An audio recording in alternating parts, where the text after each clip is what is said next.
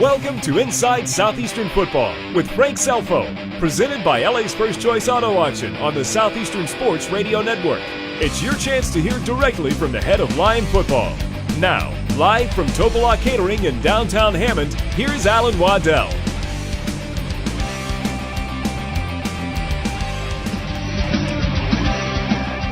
Saturday night, our Lions took the short trip to Baton Rouge and played in one of America's toughest venues against the LSU Tigers on national television.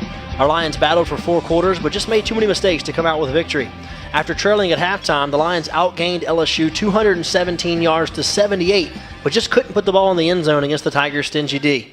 It's now time for the Lions to turn the page and get ready for another major test against the defending conference champs Central Arkansas this weekend. Saturday night will also mark the home opener for our Lions here in 2018 and the first time Coach Scelfo will run on the field at Strawberry Stadium. Good evening, Lion fans. I'm Alan Waddell, and I want to welcome you to Inside Southeastern Football with Frank Scelfo, presented by Louisiana First Choice Auto Auction, live from our home, Topolok Catering, right here in Hammond. Thank you so much for joining us wherever you may be tonight, whether on the Lions Radio Network or watching live on Facebook or the archive on YouTube. We'll be with you until 8 o'clock, and over the next hour, we'll get Coach Scelfo's thoughts on the trip to LSU and get a preview of this week's game against UCA. But first, let's take a break, and when we come back, I'll be joined by the head football coach of your Southeastern Lions, Frank Scelfo. Inside Southeastern Football with Frank Scelfo was presented by Louisiana First Choice Auto Auction in Topolok on the Southeastern Sports Radio Network. Thank you. Thank you. Thank you. Thank you. Thank you for providing the facilities to meet my health and nutritional needs in order for me to be the best student athlete I can be. For making game day experiences go from ordinary to extraordinary. For allowing me to meet new people and build lifelong friendships while competing at the school I love. For giving me the resources to pursue my degree and the ability to excel in the classroom. For helping me look my best as I compete and achieve my goals.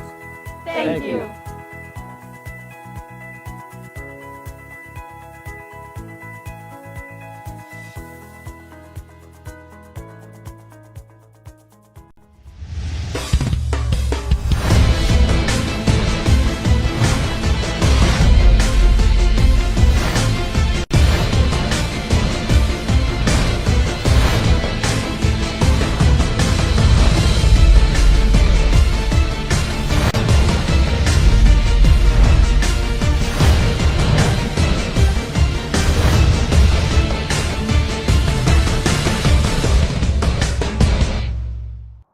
Imagine life without football.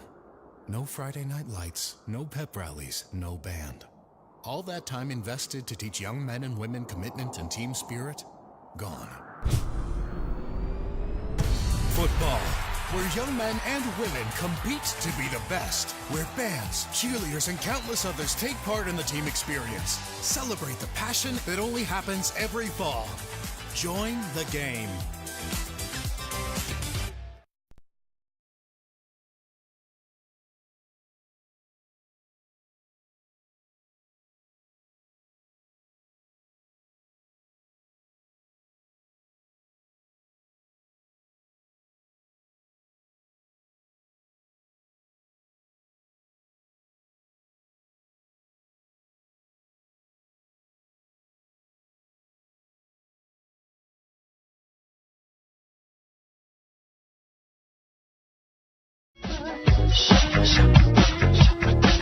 All right, welcome back inside Topolok Catering. I'm Alan Waddell. This is Inside Southeastern Football with head coach Frank Scelfo. Thank you so much for everybody joining us tonight as we're back on our normal night on Monday night. We're going to be here each and every Monday night from 7 to 8 o'clock during the football season to break down the previous game and look ahead to the weekend. At this time, we're going to welcome to the show the reason you're all here, the reason you're listening, the head football coach of your Southeastern Lions, Coach Frank Scelfo. And Coach, thanks for being here with us tonight. Thank you, Alan. I enjoy being here. A good crowd, great looking dishes out there that those guys eating. No doubt about that. Coach, talk a little about this weekend. I know it was certainly going to be a tough test going over there and taking on LSU, and we know what kind of program they have and what type of venue that is. I thought your team played well, made some good plays in the game. Certainly had some mistakes, though, in the game as well that has to be cleaned up. Yeah, you can't fault the effort of our guys. They played hard. I was really pleased with that. They competed all the way till the end, the final whistle. You just don't like the way the scoreboard looked. And there were some things that we did self-inflicted, during the course of the game that we just got to get cleaned up. We worked on them. We just got to stress them more and work on them even more. And, sometimes an environment does have an impact on the game. It's hard for me to believe that all the pre-snap penalties really had something to do with the environment. We just got to be a little more focused going into that thing. I got to do a better job of getting those guys ready. Coach, you talked about pre-snap penalties in the game. I mean, it's something we're going to get more into on the show, but something you don't see very often. You had 9 penalties for 45 yards, so they were all 5-yard penalties, and they were all pre-snap.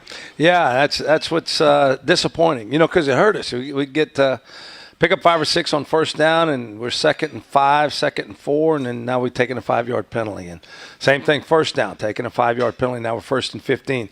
You get in those holes, 3rd and 3, manageable. Now we're back to 3rd and 8, lower percentage down to convert. So we were putting ourselves in position to become successful and extend a drive, and then we just couldn't do it. We just shot ourselves in the foot. And, look, LSU's a good football team, man. For us to be able to be on the field with those guys and the way we competed, I was really happy about that. But at the same time, we got to be realistic and look at some things and say, you know what, we've got to be a little bit better. We got to be able to do better than what we did out there, no matter who we're playing. Coach, obviously, you look at their roster over there, and certainly they're going to have several guys that are going to have an opportunity to play in the NFL. How do you feel like your guys, competed against those guys? I think one of the questions when you go in and you play an SEC opponent, a team that, is in the national rankings, that they're going to just turn around and run you over. And that didn't happen. I thought defensively we stood up to their run game and were able to get pressure on their quarterback as well. Yeah, we did. The week before I thought Monroe did a nice job running the football against us, and we didn't get to the quarterback. We had 0 sacks. Well, the other night we did a much better job stopping the run and putting pressure on the quarterback, both.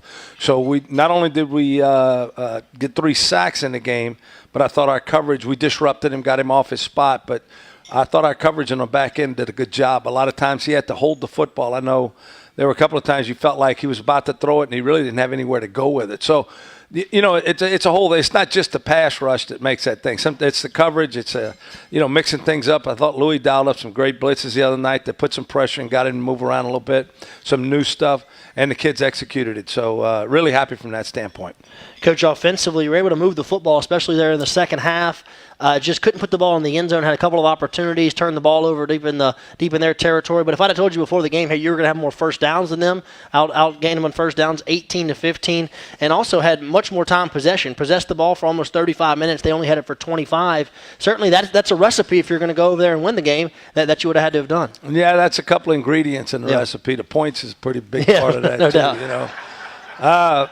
I think offensively we did some good things. We got to figure out a way to get in the end zone. We got to do better getting the ball in the end zone, getting touchdowns instead of field goals or not scoring. We got to score touchdowns. We had a couple opportunities in UL Monroe, didn't get it done. We had some the other day, didn't get it done. And then obviously the turnovers was a big thing for us. You turn it over 3 times now. That's just not going to have much success in the football game if you do that.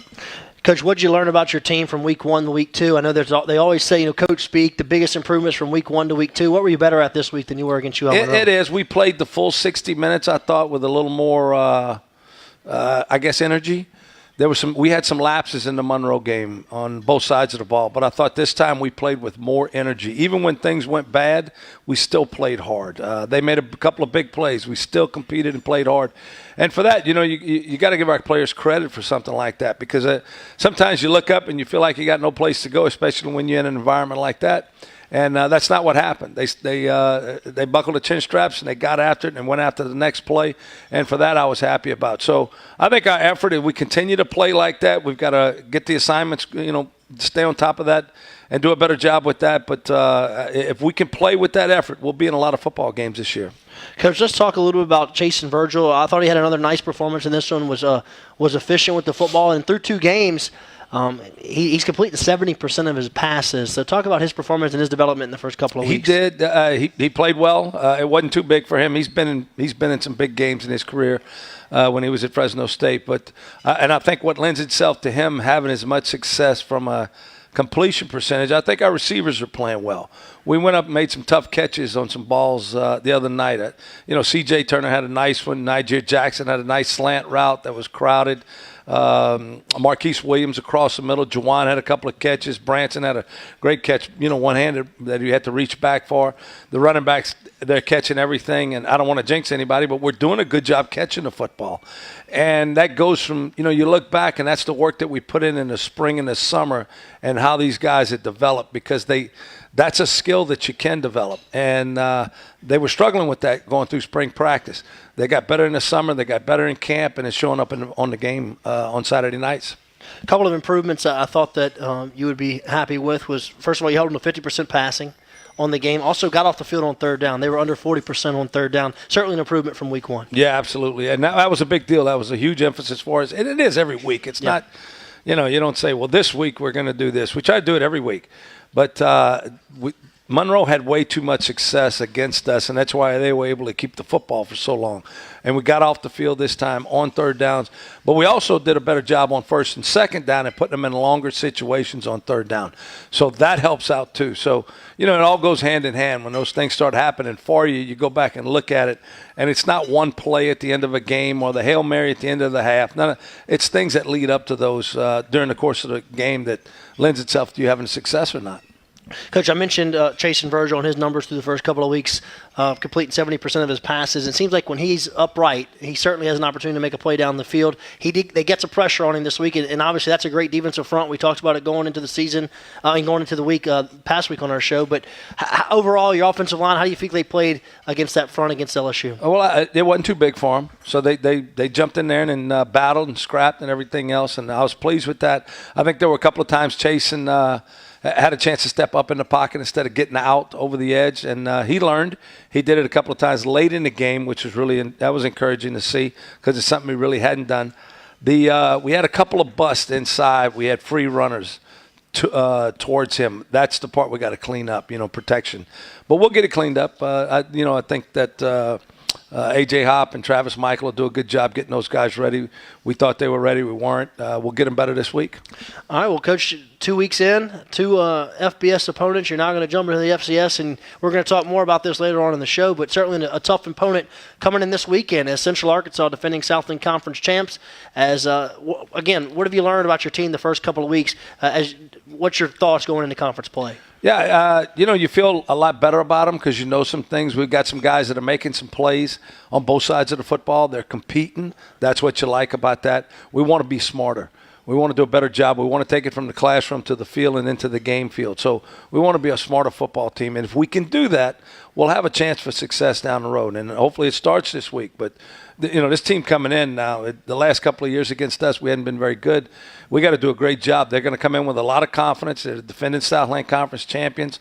Their new head football coach was an offensive coordinator there in the past. He was an All-American there. He's got more school records than Stevie Wonder probably, and so they're gonna have a lot of confidence when they come in here. They're gonna be a physical football team, and they're gonna do everything they can to win that game. So we got to play. We have to really play well during the course of the game, and then we'll see how the scoreboard finishes up. We're gonna break down the game from Saturday night against LSU, and then right after around 7:30, we'll start talking about UCA. Kind of give you a timeline of where we're going here on our program. Let's go ahead and get to our first break. When we come back, we're going to talk about the first half as the Lions were on the road at LSU this past weekend. You're listening to Inside Southeastern Football with Frank Scelfo, presented by Louisiana First Choice Auto Auction and Topla on the Southeastern Sports Radio Network. Each summer, student-athlete leaders from the Southland Conference's 13 schools get together for a retreat. Before we start another season of competition, there's time to have some fun and bond. We also share experiences of serving our campuses and communities. Together, Southland student-athletes completed more than 30,000 community service hours over the past year. We pull for each other and push to make each other better. Just part of what makes us Southland strong. Label me. You know you want to. Don't be shy. You do it behind my back. So say it to my face. Hey, you don't know me. You know what I am? I'm a pitcher. I'm a striker. I'm a point guard. I'm a linebacker. I'm a setter. Shortstop. High jumper. Wrestler. Defender. Goalie. Student. Student athletes. That's who we are.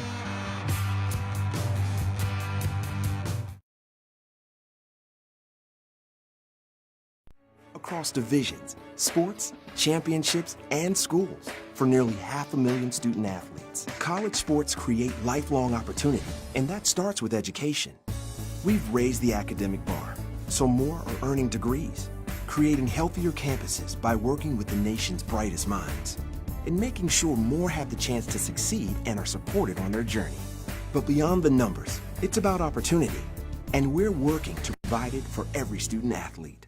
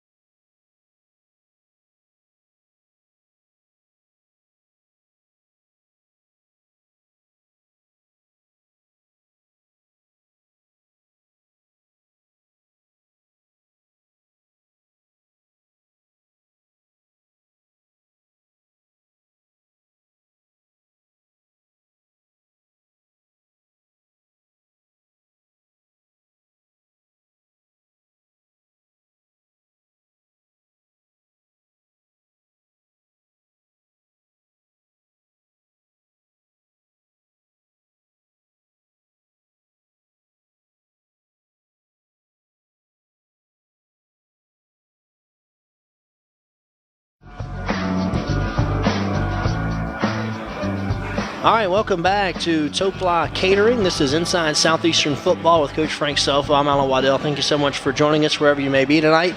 Just a reminder, at the end of our program, we will take some questions for Coach Scelfo. You can tweet them at us, at Alan G. Waddell, or you can also go on Facebook Live and send a question there, and Colton will pass it over here to me as Colton Vickers over here putting the broadcast live on Facebook as well. So thank you so much for joining us wherever you may be tonight. Coach, let's talk about the first half a little bit as your team made the trip to LSU this past week. And I know you touched on it a little bit in our first segment, but I'll just ask you again, do you think it was a little too big for your guys, or no, how do you feel like they handled the atmosphere? Because certainly that's one of the top venues in the nation. Yeah, I don't think it was too big for the majority of the guys.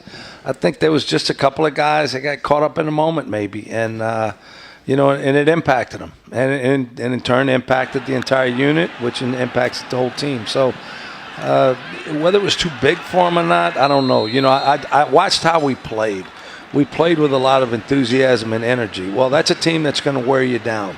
And as we played through the first half, we went in at halftime, came back out in the second half, and we still had a lot of energy. So they didn't wear us down. We felt like we were good physically, and the way we played as far as guys getting tired or anything like that, that didn't happen. So, you felt good about that part. Coach, the game really started out really nice. You won the toss, you deferred, they got the ball first, come out, stop them to a 3-and-out. They punt the football to us, we pick up a couple of first downs, and it looks like we got something moving as we get the ball out towards midfield. Yeah, we had those pre-snap penalties, and hurt us, and then we get along, was it 3rd and 21, I think? I think they had a sack. Yeah, dropped us back, and then we ran the football and turned it over right there. So, once again, you give a team like that a short field at home, and it's not, it's hard to get out of that hole. So that was an advantage for them right off the bat, whereas if we pick up that 8 or 9 yards, punt the football, now it's down on their end of the field again, make them go 80, not 40. And if you look at the entire game, they didn't really drive the field on us at the whole game. They had a few short fields. Now, right before the half, they had the drive where they went down and hit the Hail Mary. We'll talk about that in a minute. But I thought for the most part your defense did a pretty good job, and when we had them backed up, we kept them back up. Well, if you remember back, the Monroe game was pretty much the same thing. Those guys were converting third downs. Yeah. We stopped them on third downs this week, so we were able to get off the field and force them to punt. Well, the week before we didn't do that. So those guys continued their drives. That's how they ended up with 96 plays. The other night we did a better job on third down. But like I said, better on first and second down, getting them in third and long situations where we had an opportunity now to get off the field, let our guys give them a break, not have to play so many snaps. Yeah, certainly a big difference from week one as far as plays on defense. They have 96 against ULM, 55 against LSU. So and majority of those were in the first half. It seemed like they didn't have the ball at all in the second half. She did a good job keeping the football away from them. Yeah, and then it had a lot to do with the offense. We converted some third downs and had a couple of nice drives, and kept the clock moving, things like that. So all that works together, offense, defense, special teams, all those work together. And we just got to do a better job. Like I said, the pre-snap penalties, hurting ourselves, the self-inflicted wounds, those are the ones we got to stay away from if we want to have a chance to be successful. Coach, I thought overall, I know they end up with 184 yards rushing in the game, but I thought overall he played the run pretty well against a team with a big physical offensive line, and that's what they want to do is run downhill at you. Yeah, going in, you knew that was their MO. That was defensively, I mean, that's what Coach O's going to do, man. He's going to come at you on both sides of the football. And but I thought our guys held up. They broke a couple of runs. And, there was a few times we misaligned. But when we got in position to make a play, I thought we did a good job of making plays. Not a lot of missed tackles except for that first drive. We had a couple on that one. But after that, we made some – I thought Matt Wright had a great game back there at free safety, coming up and making some plays close to the line of scrimmage on open field tackles, especially on Brissett one time. I'll tell you, I think Matt Wright's going to become a household name here for Southeastern. I mean, this is a guy we talked a lot about, in the offseason, a guy that came in from junior college, set some records for tackles at the junior college level, and he filled right in here. He had a monster game in week 1, and then, again, all over the place. I know you said it last week. If he walked in here, you wouldn't think he's a great football player, but he certainly you'd think he'd be waiting on your table or something, But not a knock on anybody waiting on a table. I'm not saying that. I'm just saying he's just an unassuming guy, just a little bitty dude that walks around and loves football. He's a natural football player. That's what he is. He has great instincts, knows where to be, knows where to line up, understands offenses, understands spacing. He's just a natural player. All right, Coach, let's talk about a couple of sequences there in the first half. You actually fall behind in this game 17-0. Could have tanked it in right there, but you didn't. You hung in the game, and I thought there was a sequence, a big play in the first half. You get the sack. It looked like it was going to be a sack fumble, and we were going to get the football inside their territory with a chance to get right back in the ball game, and the call gets overturned. I didn't have a chance to see the replay or anything, but there was a sequence there where we got pressure, I think 3 or 4 plays in a row and really got after the quarterback. Yeah, Isaac did a nice job on both times. Yeah. One, they doubled him and he had a spin move inside for the sack and then got the fumble, caused it later on. But what happened, what I really felt, you could feel the energy on the sidelines. And sometimes you talk about those things and you really don't know it until you're actually in the middle of it. And you could feel the guys, the energy level coming up. So that's the part that I like. You enjoy that about your team even though they look up at the scoreboard and they're in a strange environment, it didn't affect them. They didn't flinch, and I like that part. It was a good part in the game for me, from the standpoint of our guys are still in this thing. Let's go. Right at the end of the first half, they get the ball back. I think we have a penalty that actually gets them outside. A pre-snap penalty gets them outside of. They would have had it, I think, at the 3, and then they get it out to the 8. So they have a little breathing room. They hit a little run and play, and then really the first time in 2 weeks that we've seen a receiver run open against us as they hit the tight end down the sideline and give an opportunity to throw that Hail Mary. Yeah, we had a busted coverage. We should have been 5 deep across the back. We had a safety roll down, corner swiped over 2-1, played 2-1 on the inside seam route, and it opened up the outside ball. Quarterback did a good job. Now he moved in the pocket, turned, found him, kind of pulled the free safety off, and found him down the sidelines. But that's the play that bothers me more than the Hail Mary, because those are some things that you go over and you spend time with and you teach and you coach, and you expect your guys to be able to execute that. And I know from field level, when that ball went up there right before the half, they had that 6'7" receiver down there, and you could just see him elevate over the top and go get the ball. And that's one of those things I'm sure you work on at practice with Hail Marys and things of that nature, jump balls, but that's hard to coach against. A big, tall receiver goes up and makes the play, and I'm sure that's probably not the last time we'll see a play like that this year. So you do get a live rep at it. Yeah, we did, and we'll see it again, and it'll happen to someone else. That's just a guy making a play. I can go get Coach Ladner to get some of his guys out there and jump over our guys and see what'll happen. But I'm okay with that. That happens. Those things happen during the course of a game. Our guys were there. They were in the right spot. They competed. They went up. Guy just made the play. We can live with that one. All right, let's take a break. When we come back, we'll have more right here on Inside Southeastern Football with head coach Frank Scelfo, presented by Louisiana First Choice Auto Auction and Topla on the Southeastern Sports Radio Network. NCAA Division I FCS football is a game of perseverance, integrity, passion, character, and sportsmanship. As he works to honor the game, every FCS student-athlete grows in his responsibilities as a student and as a member of his campus and community. Dedicated to personal growth and success in the classroom, the NCAA Division I FCS, every down every day.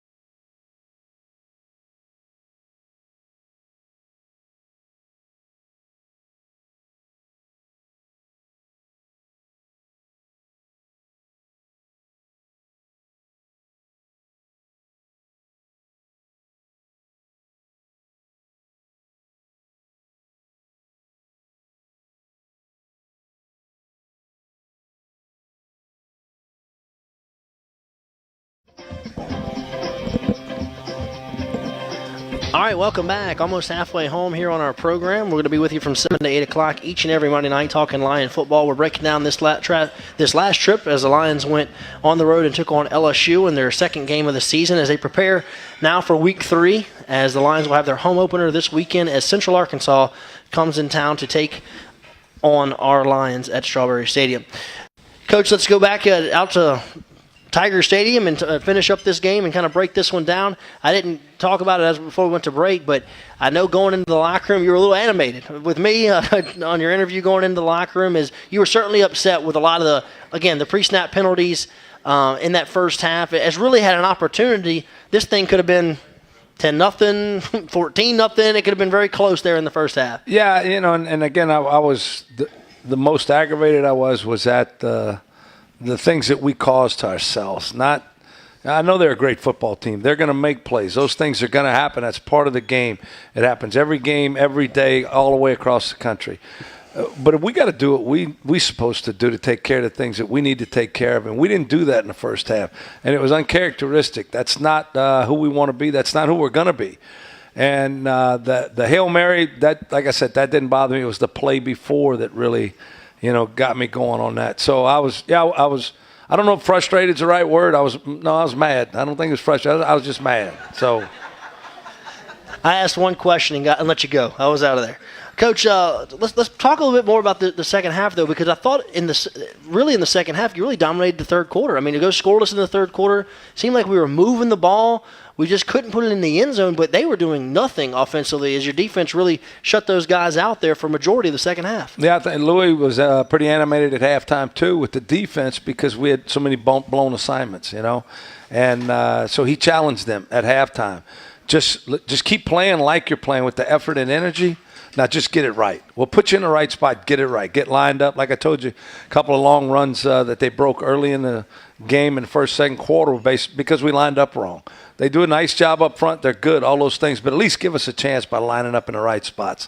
We did that much better in the second half. A lot more consistent defensively. Still play with the same kind of energy, and that's why we got the result we did, Alan.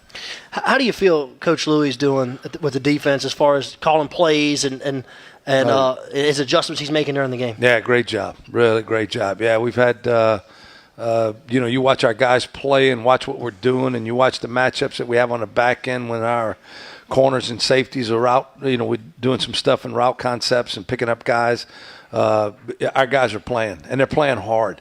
I think you always judge a coach by how his team is, that his personality out there on the field, and watch them and see. And our guys are physical. They're going to play hard. They're going to run to the football, and that comes down from Louis. One other question, speaking of coordinators, was one thing I noticed was that Coach Stevens actually came down from the press box and coached the second half on the field. He was in the press box at ULM and on the field there in the second half. Was there any particular reason behind that?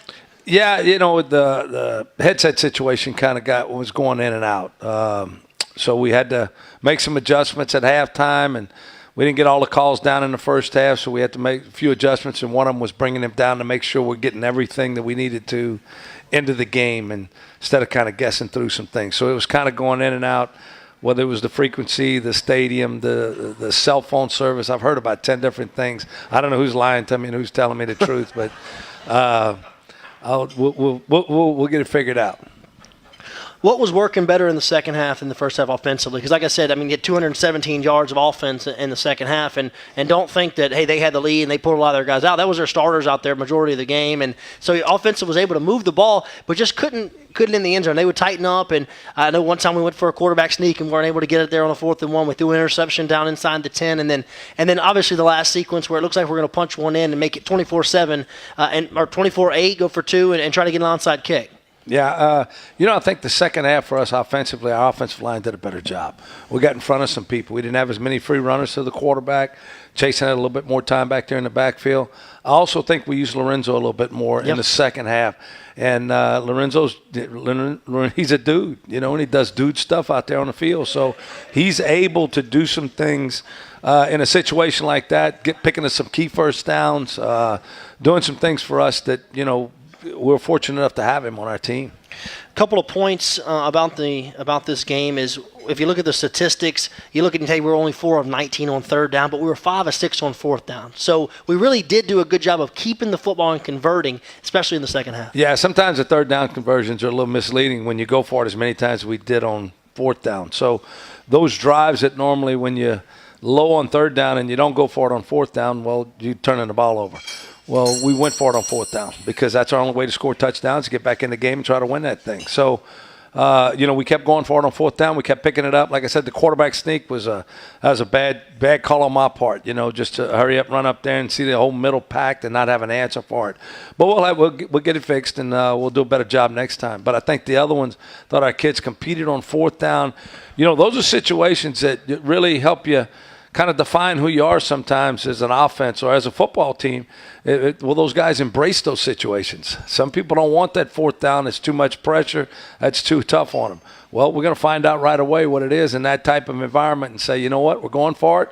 And I told them before the game, we're going to go for it, so get ready. And we did. We went for it, and we did some good things and converted a lot of those. Coach, I'll ask you this because I know you had an opportunity to answer this to the media after the game, and I'm not sure if all of our fans had an opportunity to answer it. But did you ever think about kicking a field goal there to try to break up the shutout? I know you said no. No, I could care less. Either win or you lose. No, I don't care about the points. Either win or you lose. That's it. So for us to have a chance to win the game, you got to go score a touchdown, and then, like you said, onside kick it, and let's go again. Let's try go for 2, get 8 points. Now we're 2 scores down, and anything could happen at that time.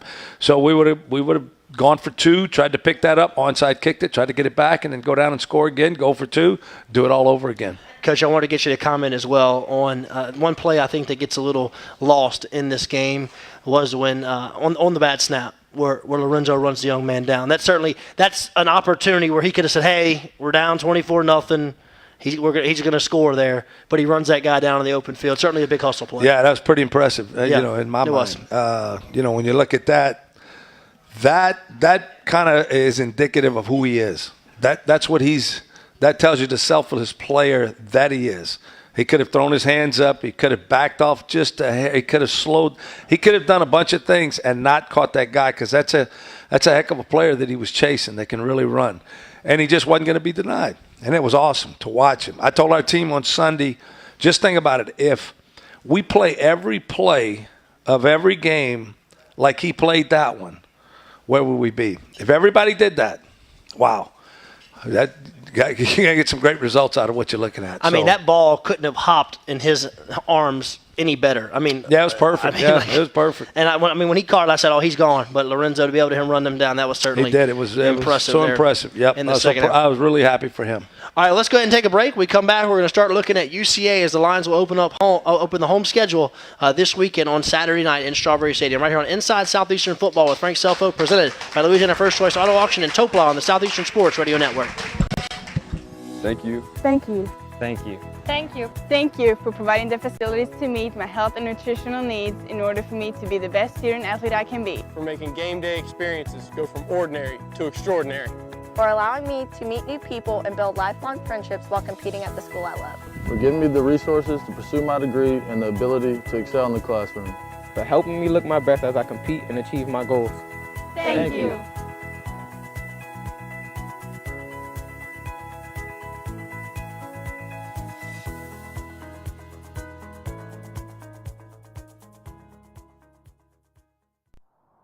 Imagine life without football. No Friday night lights, no pep rallies, no band. All that time invested to teach young men and women commitment and team spirit, gone. Football, where young men and women compete to be the best, where bands, cheerleaders, and countless others take part in the team experience. Celebrate the passion that only happens every fall. Join the game. Each summer, student-athlete leaders from the Southland Conference's 13 schools get together for a retreat. Before we start another season of competition, there's time to have some fun and bond. We also share experiences of serving our campuses and communities. Together, Southland student-athletes completed more than 30,000 community service hours over the past year. We pull for each other and push to make each other better. Just part of what makes us Southland strong.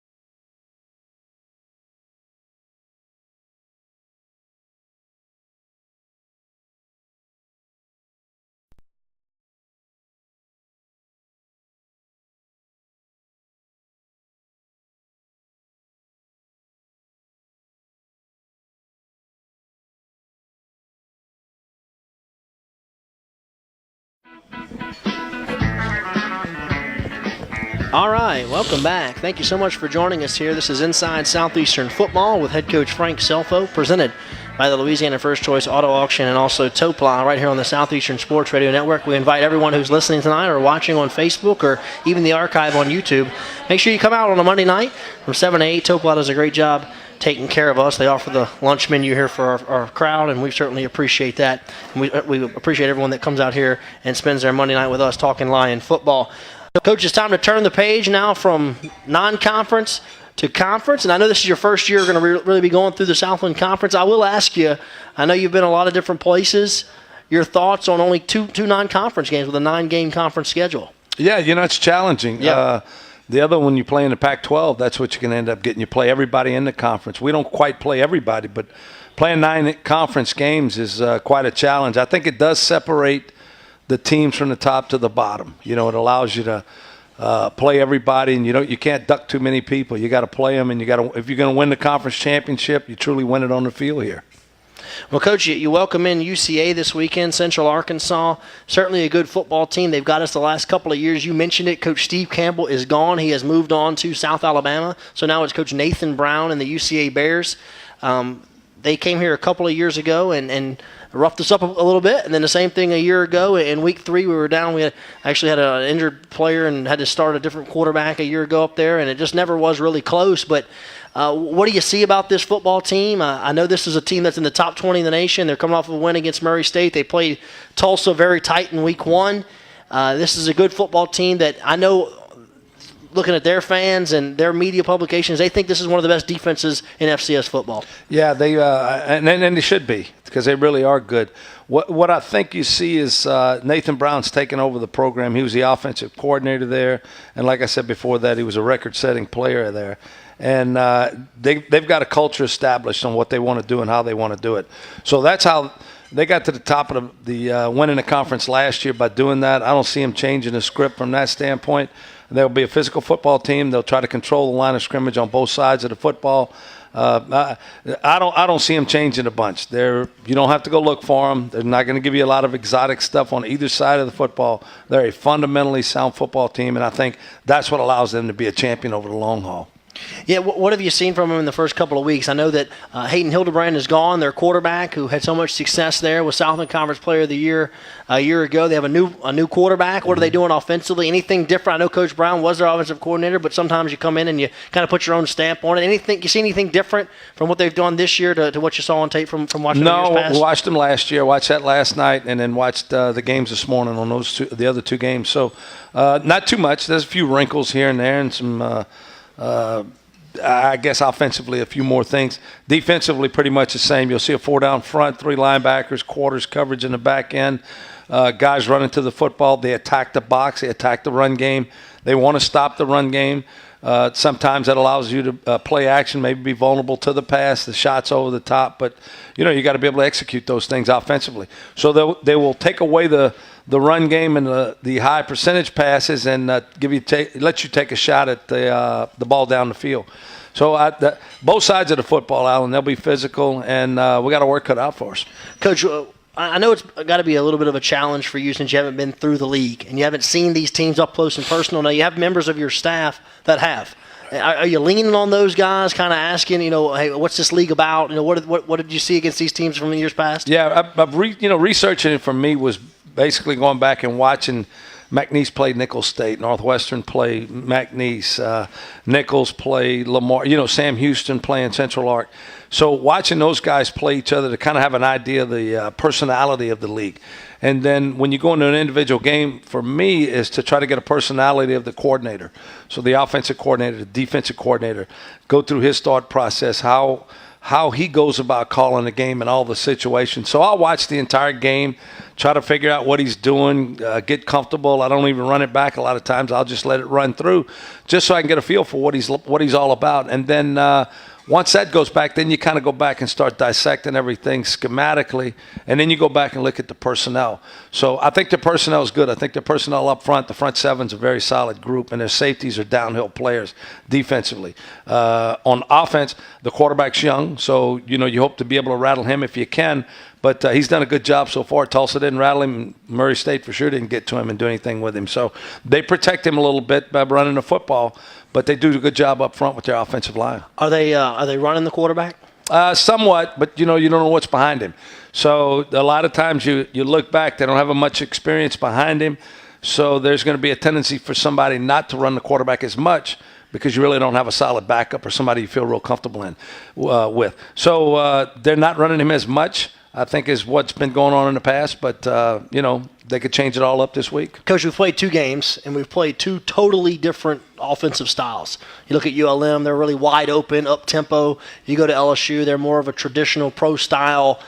So you've really got a good look at your team and what they look like against 2 different styles. Yeah, we do. I think Central Arkansas will probably favor a little more towards Monroe from a formational standpoint. But they like to be more physical or a physical team like LSU. So they're a combination between the two on offense. On defense, they're probably closer to ULM from the standpoint ULM was kind of vanilla. And I say that in a respectful way because the way they play is they're very fundamentally sound. So you don't have to go look for them. They're going to be right there. You just line up, and they'll line up right on top of you, and then they're going to play after that, similar to what ULM did. What about specialists, kicking game? Yeah, I hadn't gotten that far with him, Alan, tell you the truth. That's the only problem with having this show on Monday. No, it's okay. That's not a problem for me. I'm okay with it. I hadn't gotten to him. When I get to him, I'll let you know. Though. All right, let me know, and I'll put it on social media. So, all right, let's go ahead and take our final break. We come back. We'll get Coach's thoughts on the home opener. We'll give you some of the housekeeping for that, and then we'll wrap it up here on Inside Southeastern Football with head coach Frank Scelfo, presented by Louisiana First Choice Auto Auction and Topla on the Southeastern Sports Radio Network. Across divisions, sports, championships, and schools for nearly 500,000 student athletes. College sports create lifelong opportunity, and that starts with education. We've raised the academic bar, so more are earning degrees, creating healthier campuses by working with the nation's brightest minds.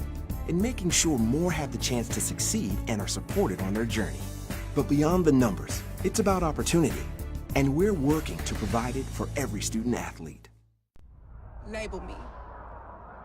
You know you want to. Don't be shy. You do it behind my back. So say it to my face. You don't know me. You know what I am?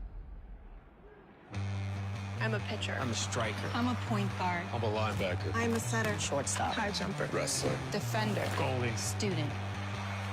Student athletes. That's who we are.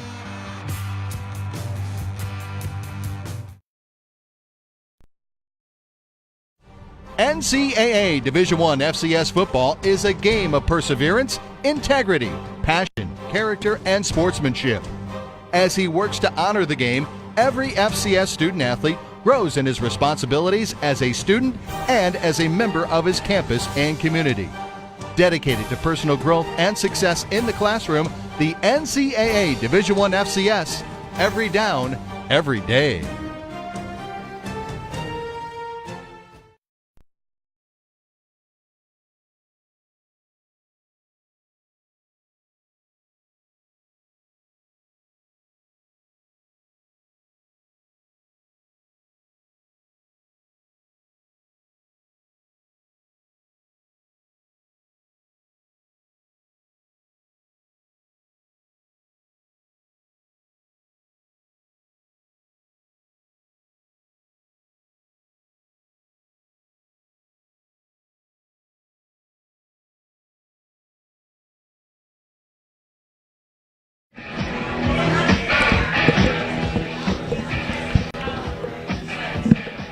All right, welcome back to Inside Southeastern Football with head coach Frank Scelfo, presented by Louisiana First Choice Auto Auction and Topla, right here on the Southeastern Sports Radio Network. I'm Alan Waddell. We want to thank everyone for coming out here tonight. As we have about 15 minutes left to go on our show, we're going to get to some questions. We're going to get to talking about some of the home opener things. And Coach, that's one of the things that has been a little bit different. We started with the first two games on the road, and I know certainly when you're getting your football team ready, it's different when you're on the road and when you're at home. You have some of those traditional things that happen, and I know I had some people ask me about Lion Walk and all that things for this weekend, and I know you got to be excited to get ready for your first game here in Hammond. Yeah, it's going to be great. I mean, I'm looking forward to it, man. You kidding me? Yeah, we'll still have the Lion Walk. We'll leave here. We eat our pregame meal here at Topla, and then we will load the buses at 3:50. We'll drive over to Friendship Circle. We'll unload there and then walk through, take the Lion Walk into the stadium. So I can't wait. It's going to be awesome, man. Yeah, I know. I mean, can't wait. I asked you at the press conference today, I said, are you ready to run out that tunnel? And you said, I don't even know where the tunnel is. Yeah, I got to find the tunnel. I talked to Andrew Bishak today. He told me where the tunnel was going to be, and I said, all right, I can find that. I'll be okay. Coach, here's your opportunity to talk to our fans here tonight, not only the ones in the building, with those that are listening or watching or however they're listening to our voices, but what are you expecting out of your home crowd, and what does this team need from Lion Nation? Yeah, I want a home field advantage. I want us to, show everybody who we are. And as an organization, as a school, as a team, as a fan base, everything. The support that I've seen since I've been here is amazing. It's really been good. And what we saw in Tiger Stadium the other night, there was a lot of green in the stands. And I'm counting some of the gold for us too, because I think some of that gold was ours. So I'm taking that too. And we had a good crowd, and that's what I want. I want that on Saturday night here, Strawberry Stadium, man. Let's give us a true home field advantage. I thought we had a lot of green and gold over there in Baton Rouge. We did. Really did. We saw them coming in on the buses, Alan. So, you see the tents, the tailgaters, and things like that. There were people all along the path that we came in the back way into Tiger Stadium, and there was a lot of people out there pulling for us. I don't think there's any doubt, and certainly we have a lot of guys that haven't played here at Southeastern. Some newcomers, Jason Virgil, quarterback. He's going to be his first opportunity to showcase right here in Hammond. So some of your new players, I'm sure, certainly are excited as well. Yeah, but you can spend a night in your own bed and you stand there and you're waking up and you familiar surroundings. And 68% was the percentage of teams who won at home last year in the Southland Conference. So. It's a big advantage, and we got to make sure we take advantage of that by playing well at home in front of our crowd. Yeah, I think we had one loss at home, so we played well at home a year ago. So certainly it's been a tough place to play for other teams that come in here. And Coach, it's just like I mentioned earlier, 9-game conference schedule. You only get 2 non-conference games, and for us this year, unfortunately, it was both FBS games. So certainly, this game's it's pretty magnified. I mean, I know every game is magnified. You want to win one, but certainly an opportunity to get off to a good start in the conference. It play is, you know, but again, it's a 9. You know, that's why I was saying the champion is truly measured on the field in this conference by playing 9 games, and we want to get off to a great start, and we want to do everything that we can. But we got to build on those first 2 weeks to make sure it carries over this week. We have to practice well. Got to have a good week of preparation, getting ready for those guys, and they're good football. They'll be coming in with a lot of confidence based on what's happened here in the past, and we got to do a good job. Make sure we're doing everything that we're supposed to do, eliminate the self-inflicted wounds, and play the game the way it's supposed to be played. Coach, I wanted to ask you. I meant to bring this up earlier in the program, but we saw Kyle Neville's play this week at linebacker, somebody we didn't see a week ago, and now I know Austin Mitchell was out. So talk about us health-wise as we go into conference play. Yeah, I think it's pretty good. You know, we got some bumps and bruises that you would expect that after playing 2 teams like that, especially defensively with 96 plays against Monroe. But the other night, LSU being a physical football team. So Kyle came back. He missed the first week. He was a game-time decision this week and played 30 snaps or 31 snaps, which was good. You know, held up and had no side effects from that. Austin Mitchell got hurt in the Monroe game. He was out this week. We'll see. He'll be a game-time decision coming this week. We'll see how he goes through practice. And then we got a couple other guys. I don't want to tell them everything, but we got a couple other guys. We'll just Brandon Albin does a great job. He rubs some kind of lotion on them, and they get well right off the bat, man. I'm not kidding. You should try it. It's like Mr. Miyagi. You know, like Mr. Miyagi? He's better than Mr. Miyagi. That's a bad reference there. Sorry about that. But, yeah, Coach, I know a lot of our fans are certainly excited for this weekend. It's a 7 o'clock kickoff. The game will be televised on ESPN+, so an opportunity. If you can't make it over here to Hammond, we want you to, but if you can't make it, it will be on ESPN+. As always, you can listen to the network. You can listen to the Voice of the Lions, Mark Willoughby, on the Southeastern Sports Radio Network. But I know there's a lot of excitement getting ready for this game. UCA, it's always a big game. They've had our number a little bit in the last few years, and certainly want to turn that around here this season, as this game has been an important game in the conference race the last few years, and it's tough when you play one of the leaders right out the gate. Well, you know, we got to make it look like it's tough for them to have to play us right out of the gate. How about that? No doubt about it. We'll see. You know, we got to play everybody, and we're going to play them. And I'm looking forward to the game. I'm looking forward to playing. Looking forward to playing at home in front of our fans. You know, so that's going to be pretty cool. All right, Coach. Let's get to some of the questions from our fans here tonight that I will read to you here, and you can answer their questions. Coming in first, Coach Reggie from LaPlace says, Coach, your thoughts on Ivy Wall's punting at LSU? Did a nice job. You know, we squibbed it, and we pooch punted a few times. He had one short punt that he wished he had back. It was the directional kick that he tried, and he missed it. But for the most part of our rugby punting, he did a nice job kicking it down there. Not much returns. One of the returns that came out of there, we had the guy right there. We just kind of pulled up, and he got outside. And should have never gone for anything. Should have been tackled right at the spot, and it wasn't. But he did a nice job. And, you know, the good thing is I love Ivy. I love his hair, obviously. But we don't want him to punt. We don't want him to play. We want to stay off the field. And but he did a nice job. Yeah, 6 punts, 42.5-yard average along a 50 and 3 inside the 20. And that certainly that had a lot to do with the success of keeping them off the field there in the second half, as they seemed to be backed up. They didn't want to take a lot of chances because we were getting after the quarterback so well. Yeah, and then, that's what I'm saying. When you get a chance to turn the field over like that and make those guys drive 80, 90 yards instead of 30 and 40 yards, you got a better chance of stopping them. Coach, Bruce from Hammond says, Coach, how are UCA's corners? Good. They put them on an island a lot. So you'll see those guys, you'll see the safeties rolling down in the box. So you'll see the corners matched up with our receivers out on an island. So it'll be interesting. They're good. They're athletic. They got one guy that's a lot longer than the other one.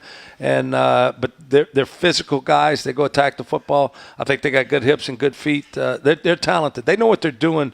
They know that they're allowed to take the safeties into the box because they feel comfortable about their corners, the way they play. So they know that their talent level is. They're not trying to hide them.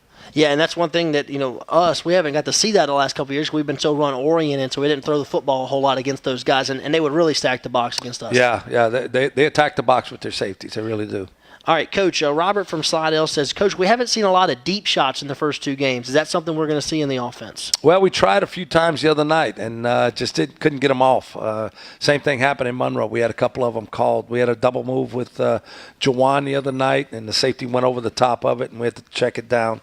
We're calling them. We're trying to get about 6 to 8 per game. And we're calling them, and sometimes the coverage dictates you got to throw the ball down. I think Jason's done a good job of not throwing the ball in the coverage. You know, we hit CJ. We got a pass interference on CJ Turner the other night on the sideline. Went right back to it again, and it kind of backed him off a little bit. But we're going to take shots. We're going to throw the ball down the field. We're going to throw the football. We're going to throw the ball down the field. Coach, I know you mentioned it earlier, the progression of this wide receiver group and their ability to really totally change what we were doing offensively. I mean, from stalk blocking and all that, which you're still doing on running plays, but it's the receiving position here was more of a blocking position the last few years than it has been go down the field. But I thought your coaching staff has done a great job working with these guys. It looks like they've been in the passing offense their whole lives and whole careers. Yeah, but it's the work they did all summer in camp, you know, and for a guy to be able to take coaching, I think is so critical for improvement. And when you look at a guy, you know, even Jawan, 2 catches last year, and you know, our running backs are doing a great job. DJ and Devontae both out of the backfield are doing a nice job. Nigeria had a good game. Marquise catching the football. Branson, we got him more involved this week, and we'll continue to grow him. He does a great job. He's really good. He's critical for us in the pass game. So we want to be able to get the ball down the field because, you know, when those guys had the ability with the ball in their hands to make big plays, explosive plays in space. So we want to be able to do that, get the ball out in space to them. Coach John from Ponchatoula, and we kind of covered this earlier, but he says, Coach, we had a lot of pre-snap penalties against LSU. What do you think caused that? I know we covered that earlier. But yeah, I don't know, John. Send me a letter, man. I'll sure read it. That's for sure. You know, we got to do a better job. It wasn't a majority of the guys. It was a couple of guys, and we just gotta, you know, we got to settle those guys down and get them ready. It looked to me, coaches, especially the false starts, that they were doing some stemming on their defensive line. That really affected us. Yeah, they were making a cadence call, but that's, you know, I'm not saying that's junior high, but it is. I mean, come on, it might get you 1 time, but it's not going to get you 7 times, and it shouldn't get us 7 times. And so we got to make sure that we don't do that. We can't fall for that. Well, Coach, we just have a couple of minutes left to go here on our program before we say goodnight for the evening. I guess give us your final thoughts of the night as we wrap up LSU and we head into UCA this weekend. Certainly a big game, 7 o'clock kickoff in Strawberry Stadium. Expecting a very good crowd on hand to root our Lions and try to get off to a 1-0 start in the Southland Conference. Yeah, I think it's imperative that we go out there and do the things that we can do and not try to do too much. We don't have to do anything great. We just have to be consistently good. And if we do that, we'll be fine, Alan. You know, our guys are starting to understand there's a process involved during the course of the week in practice. And if we take care of the things in practice, and we got a saying, the way we do the way we do small things is the way we do all things. And if we just do that and take care of the details, and it's all about the attention to the details, and if we do that, we'll be fine. Our guys are going to play hard. They want to play hard. They're going to play hard. They've got a lot of pride in themselves. They'll do that. We just got to play smarter. And if we do that, we'll be okay at the end of the day. Well, Coach, we look forward to seeing you in Strawberry Stadium on Saturday night as you run out that tunnel for the first time and get ready as you get to take on the UCA Bears right out there. Yeah, I can't wait to run out there in front of the crowd, man. It's going to be awesome. Don't trip. I'm serious. Don't trip. I'm not going to trip. I'm not going to trip. Well, Coach, thanks for being here tonight. I know that when we walked out of that stadium in Baton Rouge on Saturday, certainly our fans, our alumni, we're proud of the way we walked out of the way we were out and getting a victory this Saturday night against Central Arkansas. So, again, thanks for being here tonight, and we're behind you. Absolutely. Thank you. Thanks, everybody out there, all the Lion Nation. Line up! No doubt about it. As that's going to do it for us, we want to thank everybody who's associated with this show. Certainly, Mr. Colton Vickers for sitting here and putting us up on Facebook Live, and also you can watch the archive of this on YouTube later on. So you can watch it on Facebook or YouTube if you haven't. If you just catching us now and say, hey, what have they been talking about for an hour? You can go back and watch it. Also, Dustin Arroyo for being our on-site engineer and getting us up on the air. So that's going to do it for us. I want to thank all the people here at Topla for making this such a wonderful venue for this show. And as always, for Coach Frank Scelfo, I am Alan Waddell, and we'll see you next time right here on Inside Southeastern Football with Frank Scelfo, presented by Louisiana First Choice Auto Auction and Topla on the Southeastern Sports Radio Network. Line up and good night, everybody.